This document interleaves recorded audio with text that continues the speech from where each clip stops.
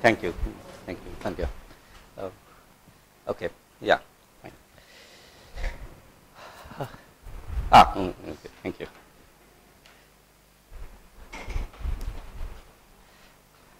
So all of you are experts in database systems, data mining. You have been teaching. How many of you have been teaching database systems and data mining? Okay, almost all of you. Good, right? So one of the fundamental questions that we ask is, why a database? So you are an organization, say you are a hospital, why do you need a database? You are a library, why do you need a database? How does it come into picture? From there I'll go to data mining. Okay, that will happen. But why do you need a database? To store the information. True, I can do it in records, right? I can do it in books. But even in the books, there is some specific reason. Okay, so whenever I think about a database, there are few things that we talk about. One is the purpose. Why do you need this database? Library, to manage the books, right? I need to keep track of where my books are. I need to keep track of people who have to pay fines. I need to keep track of sending reminders to people to return the books, and so on. There is a purpose. Second thing there is a set of users, right? There are certain set of users for any database, right? If you have a library, there is a librarian, there is an assistant librarian, caretaker and of the books and so on. There are the users, the students, faculty and so on. They are all users of the library. They take books, they do that. So every time there is a user, right? And along with user, there is a set of applications, right? So give me the total list of books that I have, or give me the list of books which have not been returned for more than a month, right? I can get all those books and then I can find it out. Now, this is for a database. Now let us say we move from database to something like data, right? So when we talk about a data, let's look at something like more supermarket receipts, right? So you go to a more supermarket, you buy a set of things and then you get a receipt.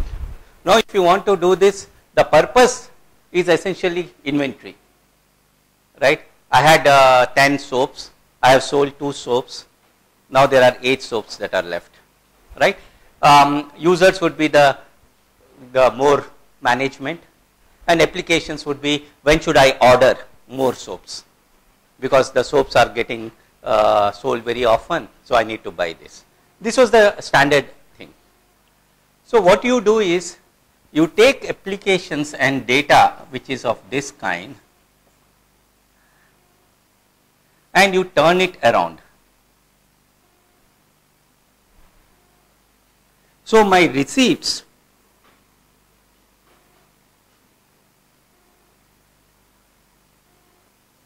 become data, right? So there are about 1,000 users who come to this More store every day. There are 1,000 receipts which are generated. There are 365 days, right? So therefore 36 or right, 36 lakh receipts are there every day, every year, and there are 10 years. So 3 crore 60 lakh receipts are there. Now what do I do with them? For that, what is the purpose? What are the users? What are the applications?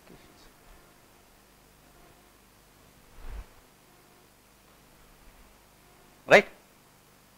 So whenever you think about a data, you need to answer these 3 questions: purpose, users and applications.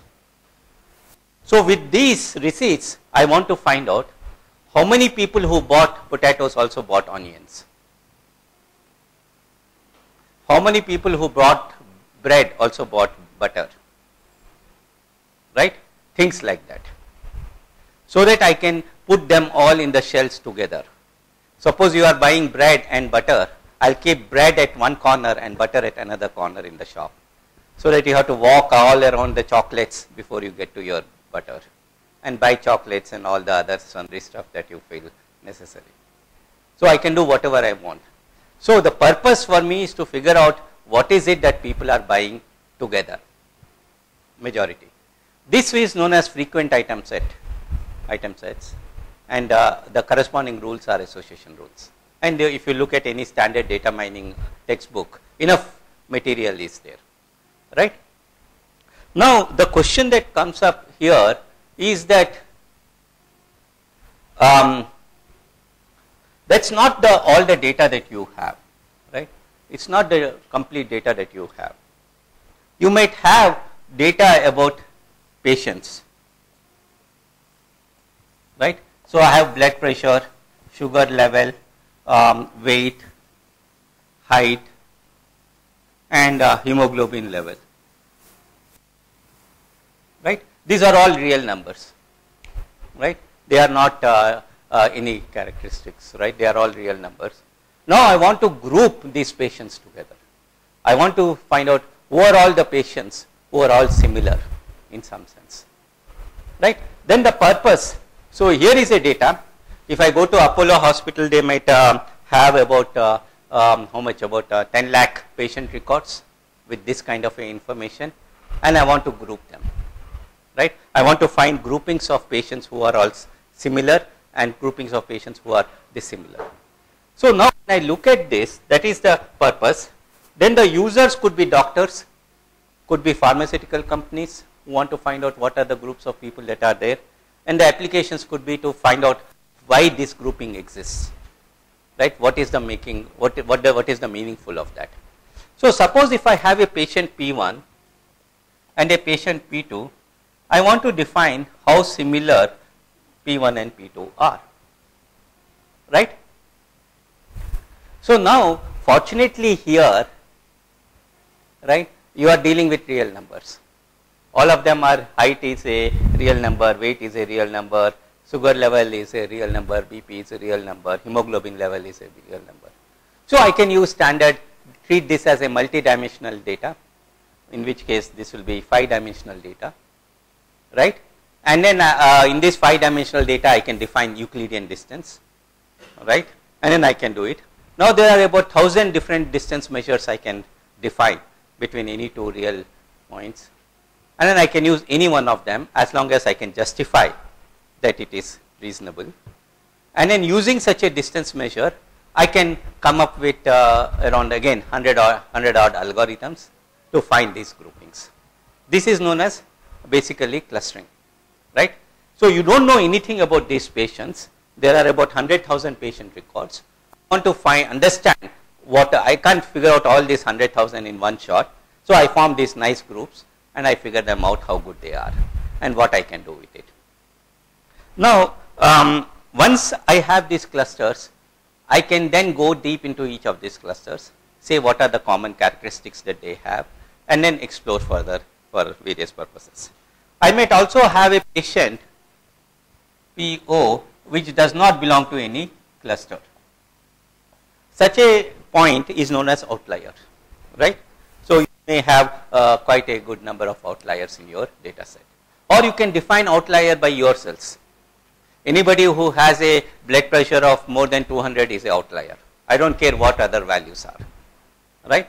So if you look at any subset of this, it is known as a subspace of the complete space. So out of the 5 dimensions, if you take any subset of them which is non-empty, right, it forms a subspace. I can do this work in subspaces. So there is this notion of subspace clustering and so on and so forth. Okay. So this clustering is basically, if I don't know anything about a data set, I want to know something, I do clustering. Then comes the third part, which is So suppose I have a credit card application, right? So I go to a State Bank of Hyderabad and I say I want a credit card. They will have a form, right, which will say what is your name, do you own a car, do you own a house, what is your real income, are you a self-employed or whatever. So once I have this, I want to know whether to give this person a credit card or no a credit card, right. So what I will do is, I will go to State Bank of Hyderabad, I look at about 1000 applications and I say for how many of them I have given yes and no, and I have the complete details which is already there.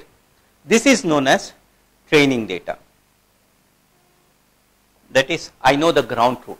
That is, for these applications, I have decided whether to give credit card or no. Once I have this, what I will do is, I will learn a model from this, a set of rules or a probabilistic values, and then I say when a new application comes in, whether I should give credit card or not. And the more accurate I am, the better it is. This is the classic classification problem, which is yes or no. I can also do what is known as, so suppose if I look at Salman Khan's movies, the last movie came about 120 crores, previous one was 80 crores.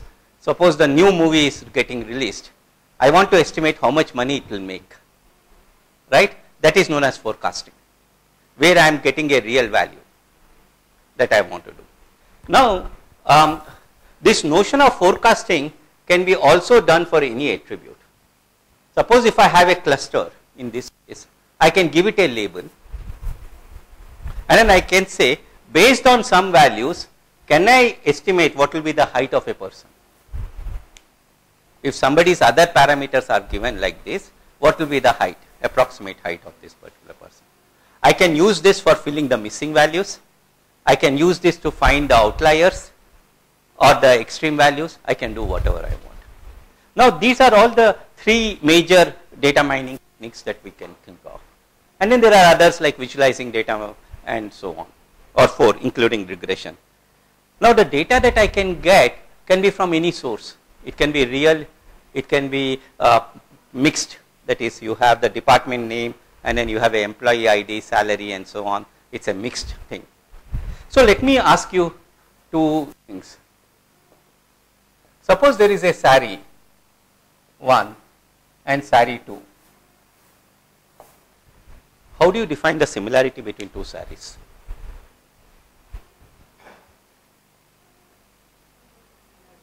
Huh? Color, only color? Material, then pattern, price, right? This is difficult, right? So, you go to a shop, right, and then you look at the saris, you think these two saris are similar, but your friend who knows you very well will say, oh, these two are two different saris, they are not similar, right? So, there is always a lot of conflict between whether two saris are similar or not. Once you go into the domains which are not numerical, you are sunk. You cannot very cleanly define a similarity value. If you cannot define a similarity value, clustering becomes very difficult, right? So, therefore, what happens is, in some of these cases, a set patterns get to emerge. So, for example, Upada saris will have a similar thing, Pochampalli saris will have similar things, and so on. So, therefore, you know by looking at it that this is this. So, you have already classified your saris. And then you look at the material and other things and price and other things, and then you say, give me Venkatgiri saris for around 1000 rupees or 800 rupees or 400 rupees. They will give you at that range those kinds of saris. So, in some cases, when you cannot really cleanly define this, it is the humans or the natural taxonomy that exists in the world which will basically do. For example, suppose there are two dogs. How do I define similarity between two dogs? Even if they are two Alsatian dogs, right? So, things become very difficult once you go into outside the numerical things, right? I can't basically use any other parameters to define. right? Now for a two human beings, H1 and H2, right? Suppose if I want to define a similarity, that's also too difficult, right? Suppose if I have the DNA sequence of this person and DNA sequence of this person, even then it may not be possible to define a proper similarity between them. Okay, so the notion of this similarity goes up to certain level. After that, we really do not know how well it would work, and many of the problems will arise because you don't know how to define a good similarity measure. Now, with this as a background, let me just say one more thing, because that is extremely important, which comes from these purposes, and which you might have already heard, the notion of something like big data, right? So anything from Twitter's tweets to web pages to all kinds of all the traffic intersections and buildings outside major buildings, they have video cameras. So all the live feed that you get from all of them is all big data, right? So when you have this big data, the one problem that you don't know about big data is, what is the purpose of this big data? Who are all the users of this big data?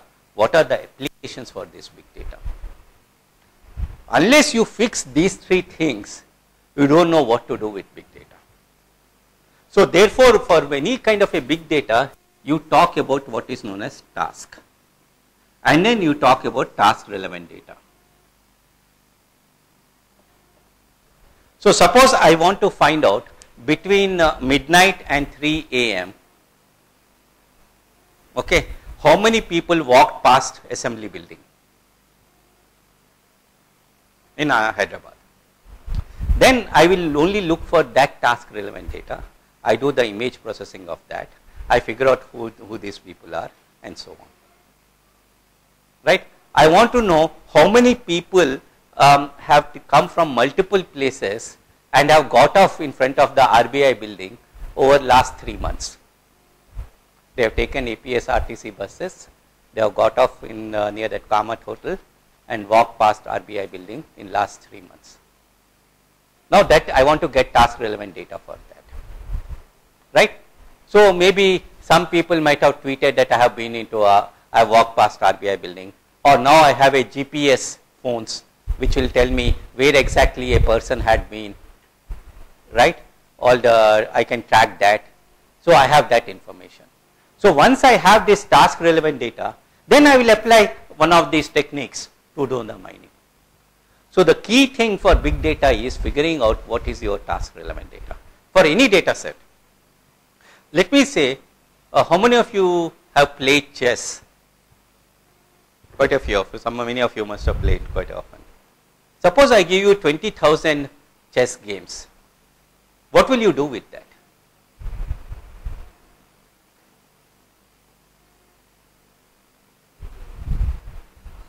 What kind of knowledge will you find out? These are all published chess games. Okay, they are all the two players like Kasparov versus Karpov and Anand versus somebody and all that. So these are all actual played games which have been played by grandmasters and above. I give you 20,000 of them. What will you do? What kind of mining would you do? Moves, right? Right. So then you will have to define your task, right? You have to say. So one of the things is, give me all the chess games where the king has moved at least 10 times. Why did the king have to move 10 times in a chess game? It's very rare for king to move, right? So I'll take all the games in which king has moved 10 times, and then I would like to analyze those games, and then say how many of them the white has won, how many of them the black has won, how many have drawn. If white has won, what was the role of the king, right? So I can start doing this kind of analysis. So 20,000 games, I don't know what to do with them, but those 1,500 games in which king has made at least 10 moves, I can start evaluating them, right? So that's why task relevant data comes in. So you can take any data set. You pick up any data set, you need to know what is it that you want to do. You can't blindly be doing data mining. You cannot just do that. You should have some purpose, some application, some end user who is wanting. Now the problem is, suppose you have never played chess in your life. What will you do with 20,000 chess games? Nothing much. Right? Either you take up a chess book and read, what is this chess game all about and what happens. Otherwise you have nothing. So that's what happens to most of the people who join industry. And I have never learned anything about banking. I am a data mining person. I go to a bank and they give me 10 lakhs of customer records. What will I do? So I have to learn the domain. I have to talk to the business people. What is it that you people are doing? Why did you want me here? What is the task that you want to be done? I have to understand each and every. For example, a doctor will know the correlations between them, would know various dependencies between them. I wouldn't know that. I might show up a cluster here and doctor will say this is all false. You have mixed up jaundice patients with cancer patients. Right? This is all wrong. Right? Unless I have that domain knowledge, I can't do things well. So I have to work with a domain expert. I have to get these similarity functions and all that. There will be an input from the domain experts. Without having the domain expert input, right, you can't do anything. So therefore, when you go out or when your students go out, they should be told that techniques are the only 1/4 of the. We give this 20,000 chess games. We give to our students as a part of the course to mine. Okay. And they realize that the actual algorithm, time spent in running the algorithm is like 5%. 95% of the time is figuring out task relevant data, figuring out the results that they have got, whether they make sense or not, data cleaning. All this will take up about 95% of the time. The actual running of algorithms is only 5% of the time. They need to get to know that. Okay. I have about another 5 to 10 minutes. If you have any questions, I will basically answer them. Any questions? In the case of research, basically most of the academic research will not be to a application oriented. Right. So how to correlate that? Oh no, so the see, there are two kinds of research, right? One is coming up with a new algorithm. The third thing is, for this data set, there is no new algorithm, right? So for example, you want to figure out who is the best cricket batsman in the world, right? You take cricket info database, you get all that. So you get about 10,000 cricket scorecards and records and everything. Then you define your own approach to define that. Show that it is good. Show that it is it works. Right? That would be one way of doing it.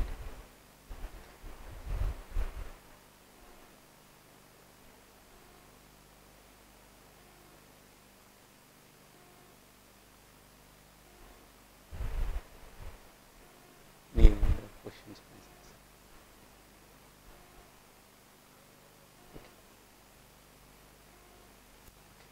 Thank you.